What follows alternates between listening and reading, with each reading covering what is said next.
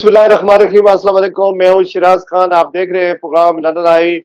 मेरे साथ इस वक्त इस्लामाबाद हाई कोर्ट बार के साबिक सदर जनाब आरफ चौधरी साहब मौजूद हैं। बहुत सीनियर कानूनदान हैं और आज मैंने इनसे कानूनी अमूर पर बहुत सारी गुफ्तगू करनी है। खास करके इमरान खान साहब इस वक्त जेल में है और उन पर रियासत जो दहशत गर्दी की चार्जेस लगा रही है और बहुत सारे पर्चे और बहुत सारे केस बना रही है, और जिस केस में उन्होंने रियासत ने यानी हुकूमत पाकिस्तान ने उन्हें गिरफ्तार किया है, इस पर क्या जमानत हो सकती है और ऐसी कोई प्रेसिडेंट या कोई मिसाल मौजूद है कि इससे पहले ऐसा कुछ किया गया हो कि ना ही फैमिली को उस तरह मिलने की इजाजत है, ना वकला को एक्सेस है, और जो वकला मुकदमात लड़ रहे हैं उनको भी हरासा किया जा रहा है, उनको भी गिरफ्तार किया जा रहा है और डराया धमकाया जा रहा है, और सारा पाकिस्तान इसको अनकॉन्स्टिट्यूशनल अनलॉफुल कह रहा है। अस्सलाम वालेकुम एंड वेलकम आरिफ चौधरी साहब।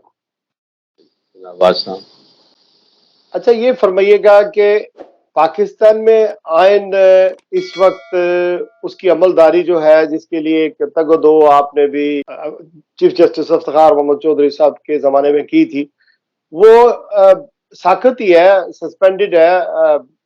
इस वक्त बिल्कुल उसकी अमलदारी कहीं नजर नहीं आती। आप क्या कहेंगे? सिराज साहब, आज तक पाकिस्तान में आइन के साथ जो हुआ है एग्जैक्टली वही कुछ पाकिस्तान के साथ ओवरऑल हो रहा है और पाकिस्तान में बसने वाले इंसानों के साथ हो रहा है। आइन जो है ये बराए नाम है, इसकी कोई हैसियत पाकिस्तान में कभी भी हुक्मरानों ने ना समझी है, ना वो समझने के लिए तैयार हैं। इसी आइन पर अमल दरामद ना होने की वजह से पाकिस्तान दो लख्त हुआ और वही तरीक़ेकार जो माजी में अपनाया गया था, जिससे मशरक़ी पाकिस्तान का अलमिया हुआ, वो सारी दास्तानें फिर रकम जो की गई थी आज दोहराई जा रही हैं और दिल जो है वो खून के आंसू होता है कि क्या इसीलिए हम पाकिस्तान वजूद में आया था। मोहब्बत लोगों को पाकिस्तान दुनिया में हमेशा किसी मुल्क के साथ इस वजह से होती है कि वहाँ उनको जानो माल और उनकी इज्जत और आबरू जो है वो महफूज होती है, और जहाँ इंसान की जानो माल और इज्जत और आबरू महफूज ना हो, इंसानों के दिल से उस मुल्क के लिए मोहब्बत ख़त्म हो जाती है। और मैं ये हैरान हूँ कि इस मोहब्बत के ख़ात्मे का अमल ऐसी कुव्वतों के हाथों हो रहा है जो बज़ाहिर यानी इसकी जिम्मेदारी उनके पास इस अमल को महफूज करने की है। पाकिस्तान में लोगों के दिलचस्पी और पाकिस्तान में लोगों के मफाद का तहफ़्फ़ुज़ उनके ज़िम्मे है। तो इसलिए ये जो बात आज हमें नज़र आ रही है, इसकी कोई मिसाल पाकिस्तान में ये नहीं कहा जा सकता कि पहले नहीं मिलती, पहले भी मिसाल मौजूद है। अब हो ये रहा, वो कहते हैं ना कि एक्सेल द मॉडल, यानी जो जुल्म और बर्बरियत का मॉडल यहाँ सेट किया गया था उस पर एक्सेल किया जा रहा है और उस पर जितनी कोशिश हो सकती है उसे उससे बढ़कर आगे किया जा रहा है। बल्कि मैं तो हैरान हूँ, यानी इन दिनों जब मैं अमेरिका में था तो लोगों से बात करके उनके जज्बात और एहसासात सुन के मुझे खुद अपने आप पे शर्म आ रही थी कि मैं क्या हूँ, किस मुल्क का मैं शहरी हूँ, और मेरे मुल्क के लोग जो है वो जिस यानी किसी ज़माने में आप देखें कि आज से वो 37 से ज़्यादा बरस हो गए हैं। उस वक्त किसी ने कहा था कि देसां विच परदेसी बनया अज 37वां साल है, वतना वालिया सजना दसी वतना दा की हाल है।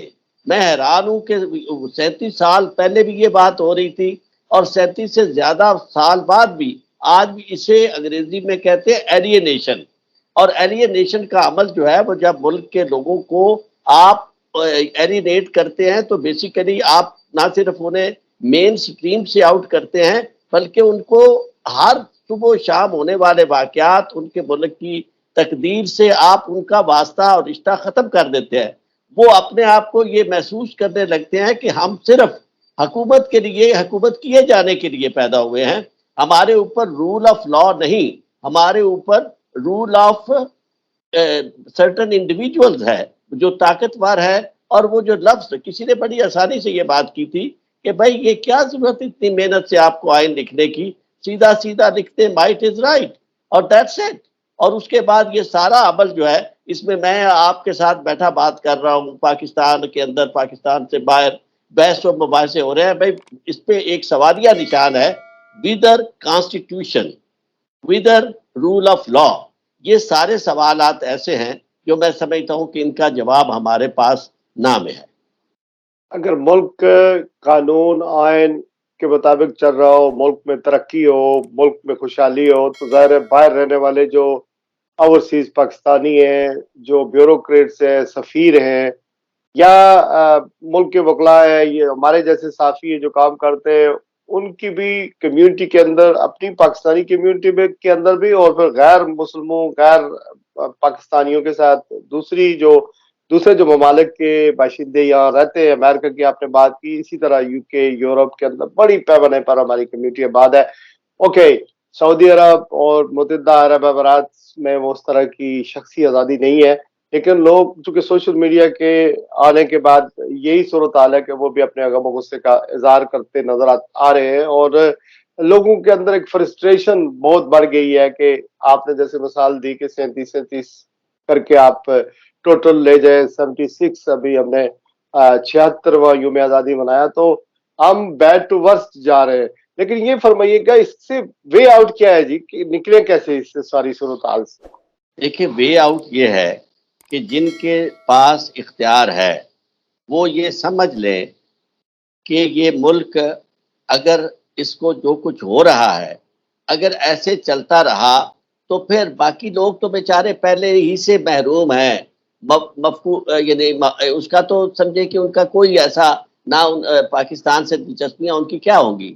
جن کی دلچسپی ہے، جو اس سے یعنی باقاعدہ بینیفٹ لے رہے ہیں، انہیں کم از کم یہ سوچنا چاہیے کہ یہ جو کہتے ہیں نا، ایک بڑا کسی شاعر کا شعر ہے، میں تو حیران ہوتا ہوں کہ ہر وقت وہ چیزیں جو ہے وہ بالکل صادق آتی ہیں کہ رہنے دو میرے دل میں کوئی بوند لہو کی، رہنے دے میرے دل میں کوئی بوند لہو کی، شاید تیرا ناخن کبھی محتاج ہی نہ ہو. یعنی آپ کے لیے میں ہوں، آپ مجھے تھوڑا بہت سانس لینے دیں، آپ کو میری ضرورت ہوگی. میں اگر نہیں ہوں، یعنی پاکستان کا عام شہری جو ہے اگر وہ ختم ہو گیا، اس کی صلاحیتیں جواب دے گئی، اس کی دلچسپیاں ختم ہو گئی. آج آپ دیکھیں پاکستان میں کیا حالت ہے، کسی کے پاس کھانے کے لیے نہیں ہے، زندہ رہنا اتنا مشکل ہو گیا ہے. اور سارے کا سارا عمل کیسے ہو رہا ہے؟ ہماری آنکھوں کے سامنے، ہمارے ہاتھوں سے، ہمارے پیارے لوگوں کے ذریعے سے سارا عمل ہو رہا ہے. تو اس میں یہ ہے کہ آپ انہیں کم از کم یہ سوچنا چاہیے کہ جو قوت، جو those who are calling shots, یہ سب سے امپورٹنٹ ذمہ داری ان کی ہے. بات اکثر یہاں بڑا ایک میں حیران ہوتا ہوں کہ جب یہ بات ہوتی ہے، اور جی پاکستانی لوگ جو ہیں یہ سیاست کے، یہ تو جمہوریت کے لیے میٹ فار نہیں ہے. پاکستان جو ہے یہاں تو لوگوں کی لا اینڈ آرڈر کی، یعنی رول آف لا میں ان کی دلچسپی نہیں ہے. آپ برطانیہ میں رہتے ہیں، میں نے دنیا کے مختلف ملکوں میں وقت بھی گزارا ہے، وہاں جا کے دیکھا بھی ہے. یقین مانے یہ رول آف لا کا کانسیپٹ جو ہے یہ نیچے سے شروع نہیں ہوتا، اوپر سے شروع ہوتا ہے. اور جب آپ یہ یقینی بنا دیتے ہیں کہ ہر شخص قانون کا پابند ہے اور رول آف لا سے کسی کا مفر نہیں، تو پھر قانون کی حکمرانی ہوتی ہے. لیڈی حمزلے کا کیس کتنے سال ہو گئے، آج بھی آپ کے سامنے موجود ہے کہ جب اس نے کہا کہ اسمال پیپل پے ٹیکسز، تو روڈی جولیانی تھا، اس نے پروسیکیوٹر، اس نے کہا we will set an example out of you. اور جب اسے سزائیں دی گئیں تو اس کی چیخیں سنائی دے رہی تھی، اور یہ پیچھے سے یہ وہی دکھایا جا رہا تھا کہ اسمال پیپل پے ٹیکسز، اور روڈی جولیانی کا بیان کہ we will set an example out of you. تو آج ہمارے ہاں ہو کیا رہا ہے؟ وہ یہ رہا ہے کہ ہر شخص جس کی جو مرضی ہے، مجھے نظر آ رہا ہے کہ میرے جو میں چاہوں کر لوں. ایک کام آپ کہیں جا کے جو ہے وہ رشوت کے بغیر نہیں کروا سکتے. کسی شخص کے اوپر کوئی کسی کا اثر نہیں ہے، بھلے آپ جو مرضی ہو. جس وقت تک آپ کسی کے قابو نہیں چڑھ جاتے، کوئی آپ پہ حملہ نہیں کر دیتا، اس وقت تک آپ بڑے باعزت شہری ہیں. جس وقت آپ کو کوئی نقصان پہنچ گیا، کسی نے آپ کو لوٹ لیا، کسی نے آپ کے لیے دغا فریب کر لیا، اس کے بعد آپ اتنے بے بس ہیں. یقین مانے میں نے خود ایک کیس کے لیے جا کر پولیس سے رابطہ کیا، تو انہوں نے بڑی عزت اور آبرو سے مجھے اس طرح واپس کیا کہ آج تک میں سوچتا ہوں کہ بھئی میں اس ملک میں کئی سال ہو گئے وکالت کرتے ہوئے، مختلف پوزیشنوں پہ کام کیا. ایک معمولی کام کے لیے جب میں نے انہیں کہا کہ یار یہ دیکھو مجھے یہ دھمکی آئی ہے، اس کو آپ مقدمہ درج کرو، انہوں نے کہا جی آپ فکر نہ کریں، یہ درج ہو جائے گا. اور بالکل اسی طرح معاملہ رہا. تو میں یہ سمجھتا ہوں کہ اس وقت یہ جو سوال ہے یہ سوال مشکل نہیں ہے. سوال کا اس کا جواب میں سمجھتا ہوں انہی لوگوں کے پاس ہے. وہ کہتے ہیں جس مسئلے نو حل نہیں کرنا کی پوچھ دیو او دا حل بچو نام ظہور تیرا پلے پلے میری گل رج نیکی دا دادا ہی تے بھوک چورا دی نانی ہے. پاکستان میں جس کے پاس اس وقت دولت ہے ہی از کالنگ شاٹس. وہ جو چاہتا ہے وہ کر رہا ہے. قانون نام کی کوئی چیز نہیں ہے. اور یہ دولت جو ہے اور اس کی تقسیم جو ہے اب آپ حیران ہوں گے یہ دولت آ کہاں سے رہی ہے. اسی پاکستان کو نچوڑا جا رہا ہے. یعنی پاکستان میں یہ جو آپ کی جو زمین ہے اس زمین ساری کو آپ لگے ہوئے ہیں کہ آبادی بڑھتی جا رہی ہے. بڑا فخر سے کہا جاتا ہے کہ پاکستان دنیا کا جی آبادی کے لحاظ سے 5واں بڑا ملک بن رہا ہے. یار خدا کے بندو یہ کیا آپ عزت کی بات اور خوشی کی بات کر رہے ہیں. آبادی کے لحاظ سے جو 5واں بڑا ملک ہے ذرا دیکھو تو صحیح اس کے وسائل کیا ہیں. اس کے پاس پینے کا پانی ہے, اس کے پاس کوئی خوراک کا انتظام ہے. یعنی کون سی ایسی چیز ہے جس سے وہ سروائیو کرے گا. اور اتنی بڑی آبادی کا اجدہا جو آ کے جو کھا رہا ہے آپ کو اور کوئی چیز کوئی تدبیر جو ہے وہ کام نہیں کر رہی. اس کی وجہ یہ ہے کہ جب ملک کے اندر صرف افراتفری ہو, غیر قانونی کام ہو رہے ہوں, لا قانونیت ہو, قانون کی حکمرانی نہ ہو, تو اس وقت آپ کیا توقع کر سکتے ہیں. اس طرح کی پرائرٹیز ہونی تو یہ چاہیے تھی کہ جو امپورٹنٹ ایشوز ہیں ان پہ ہماری قومی ترجیحات ہوتی. سب سے پہلے ہم یہ کہتے ہیں کہ پاکستان میں اس وقت پر کیپٹا انکم جو ہے اسے ہم نے بڑھانا ہے.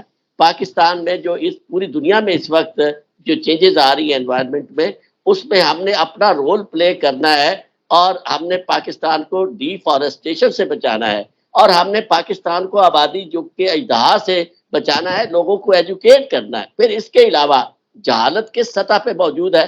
تعلیم کا آپ حیران ہو گئے یہاں کہ یقین مانے یہ جو پیسے ہم دیتے ہیں تعلیمی اداروں میں فیسیں, اس کے بعد انہیں اداروں کے اندر ٹیوشن یعنی 1 لاکھ مطلب میں اپنے بیٹے کے لیے تقریباً 1 لاکھ روپیہ مہینے کا خرچ کر کے بھی پھر اس کے بعد تعلیمی ادارے جو وہاں چھٹیاں ہیں وہ بند ہیں.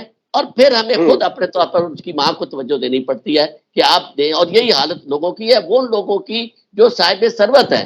اور آپ باقی تعلیمی ادارے جہاں ہسپتال جو ہیں جہاں لوگوں کو بنیادی سہولتیں کسی کو اگر آپ کچھ کہتے ہیں تو یقین مانے اس کے کان پہ جوں نہیں ریگتی. وہ سمجھتا ہے میرا کیا کر لو گے. یہ آپ نے ایک جملہ کہا ہے کہ جن لوگوں کے پاس اختیار ہے ان لوگوں کو اختیار کس نے دیا؟ عوام نے, سیاستدانوں نے؟ اختیار ان کو کیسے آٹومیٹکلی مل گیا؟ اسے ہماری بے بسی نے اختیار دیا ہے. اسے کہتے ہیں جی؟ ننگیاں. ہماری بے بسی نے اسے اختیار دیا ہے. بے بسی.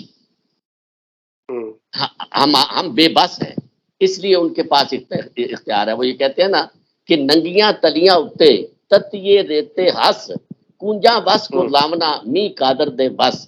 ہماری بے بسی ہے کہ پہلے دن سے جب ملک بنا ہے تو وہ قوتیں جنہیں ہونا چاہیے اب تابع ہونا چاہیے تھا جمہوری نظام کے, سیاست کے تابع ہونا چاہیے تھا, سیاسی نظام کے تابع ہونا چاہیے تھا, وہ اتنی با اختیار ہوتی گئی پہلے دن سے کہ ان کا عمل دخل جو تھا پورے کے پورے سسٹم میں اس حد تک بڑھ گیا کہ اس میں جو سیاسی عمل تھا وہ ختم ہو گیا.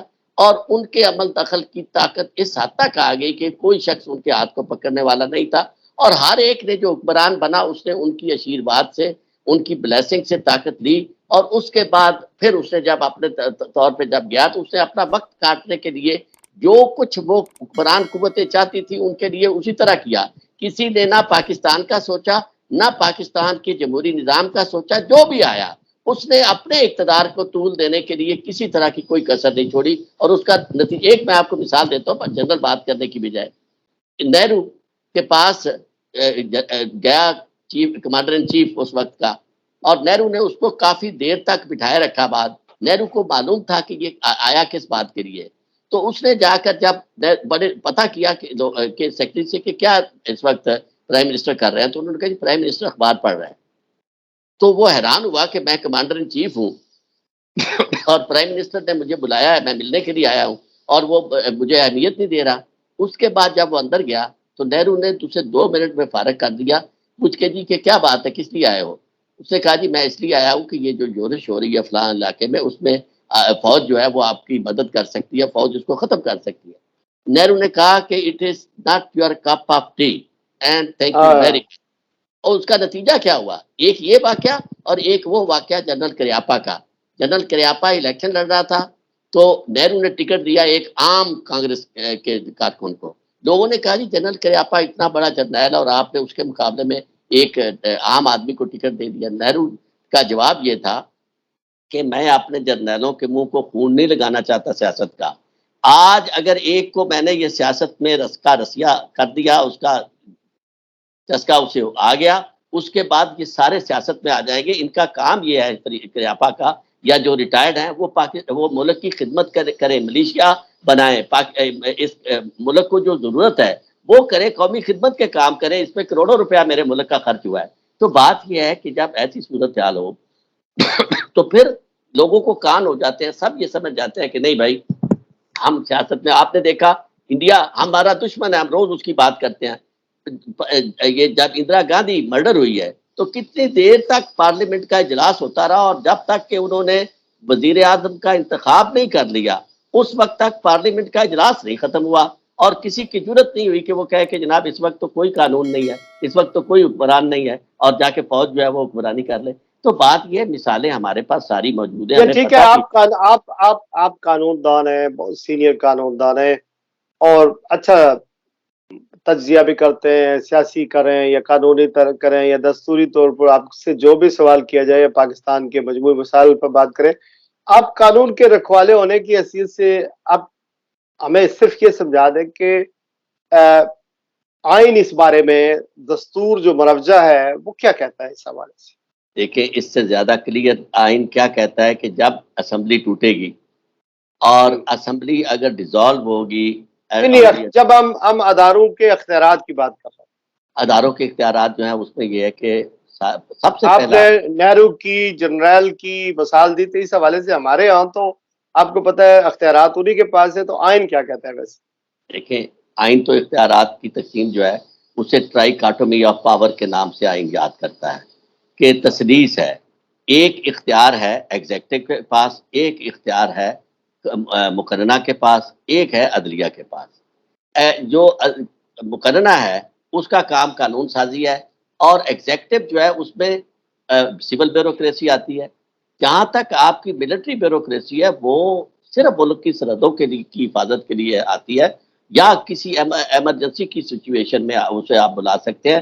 اور اس کے لیے بھی آرٹیکل موجود ہے، جب بہت ضرورت ہو اس طرح کی تو آپ اسے اس خاص مقصد کے لیے یا اس خاص انسرجنسی کے لیے طے شدہ وقت کے مطابق بلا سکتے ہیں. اس کو ہر معاملے میں اس طرح نہیں آپ کر سکتے کہ اب آپ خود پرائم منسٹر جو ہے وہ کہہ رہا ہے کہ جی امدادیں بھی یہ لا رہے ہیں، اور پھر اس کے بعد خود آپ کے پرائم منسٹر جو ہیں، سارے پرائم منسٹر نے کسی طرح کی کسر نہیں چھوڑی کہ سارے معاملات میں کہ جی آپ معیشت جو ہے وہ بھی وہ خود چلائیں گے، باقی چیزیں بھی یہ کریں. یہ جب اس طرح کی سچویشن پیدا ہوگی تو آئین تو اس کی اجازت نہیں دیتا. اس سے زیادہ آئین سے اور کیا؟ آئین اس کی بھی اجازت نہیں دیتا کہ آپ پرچی راجہ ریاض نکال دے اور وہ کاکڑ صاحب سامنے آ جائیں. دیکھیں اس یہ کی تو آئین آئین اجازت دیتا اس کی بالکل اجازت نہیں دیتا آئین. اس کی وجہ یہ ہے کہ آئین میں جو تصور ہے، پہلی بات تو یہ ہے کہ پارلیمنٹ جو ہے نامکمل پارلیمنٹ تھی، اس کو جتنی قانون سازی انہوں نے کی وہ بہت یعنی اس طرح کی کہ جس کی کوئی مثال ہی نہیں ملتی. وہ ساری کی ساری قانون سازی آئین سے متصادم ہے جس طرح انہوں نے کی. اور اس کے بعد یہ جو پارلیمنٹ کے نام پر یہ کیا گیا ہے کہ لیڈر آف دی اپوزیشن، اس سے بڑا دھوکہ پاکستان کے آئین کے ساتھ کیا ہو سکتا ہے لیکن کہ وہ اپنا کام تو کر گیا. لیکن یہ بتایا عارف چوہدری صاحب کہ کس کی ذمہ داری ہے جو آئین ہے اس پر عمل درآمد نہیں ہو رہا ہے تو کس نے کروانا ہے؟ پھر یہ سپریم کورٹ کے ججوں کی بات کریں تو وہ تقسیم ہے، وکلا تقسیم ہے، جج جنرل سب تقسیم ہے، مطلب جرنلسٹ تقسیم ہے. تو کس کی ذمہ داری ہے؟ ممبر اور میڈیا کی بات کریں تو وہ جو ان کا کام ہے وہ کر نہیں رہے ہیں. یہ حکومت جو موجودہ گئی ہے اس میں میڈیا کو اتنے پیسے پھینکے ہیں کہ دیکھیں نا، ان کو نہ انسانی حقوق کی خلاف ورزی نظر آ رہی ہے، نہ ہمارے میڈیا کو اب مہنگائی نظر آ رہی ہے.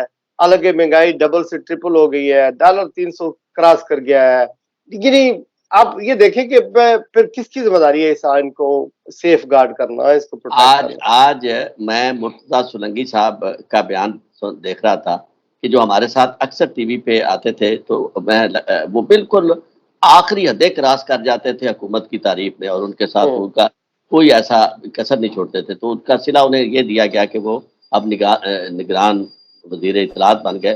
تو انہوں نے کہا ہے جا کر ملاقات کر کے مریم اورنگزیب صاحبہ سے کہ جنابہ آپ کا جمہوری مزاج، اس کے مطابق جو آپ نے راہیں دی ہیں اب تک پاکستان میں، جو آپ نے کارہائے نمایاں سر انجام دیے ہیں، میں اسی کو آگے کنٹینیو کرنے کی جسارت کروں گا اور خواہش رکھتا جی جی ہوں.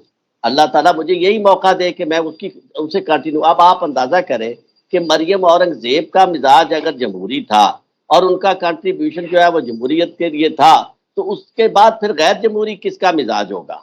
تو یہ سارے کا سارا کام کیا ہے کہ جب مفادات کو اس طرح ان کی بندر بانٹ ہو رہی ہو تو سارے صاحب الرائے جو ہے وہ بکے ہوئے ہوتے ہیں.